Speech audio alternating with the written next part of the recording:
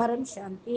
ఈరోజు మా దివ్య సందేశంలో సారము సత్యత యొక్క మాహత్యము మీ దగ్గర ఏముంది అంటే, ఎంతో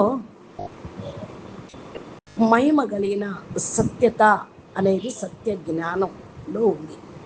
సత్యమైన తండ్రి, సత్య గురువు, సత్యమైనటువంటి టీచరు మరియు సత్యమైన జ్ఞానము, ఇదే మీ దగ్గర ఉన్న సత్యత అథారిటీ. మీ వద్ద ఎంతటి గొప్ప అథారిటీ ఉందో చూడండి.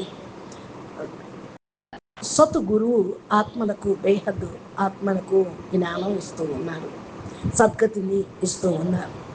ఆత్మలకు పరమాత్మ ఎవరు, ఆయన పరిచయం ఏంటి, సృష్టి చక్రం యొక్క సత్య పరిచయాన్ని మీకు ఇప్పుడు అందుతూ ఉంది.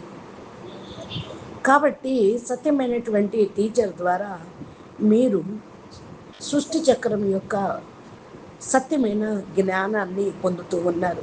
నిజమైన జ్ఞానం, మహత్తత్వం యొక్క జ్ఞానం, పరమ తత్వం యొక్క జ్ఞానం, పరం లైట్ యొక్క జ్ఞానం, సత్యమైన పరిచయము. అసత్య జ్ఞానం నుండి బయటికి రండి. కేవలం 5000 సంవత్సరాల డ్రామా అంటే సత్యమైన జ్ఞానం కాదు. మార్పు రావాలి.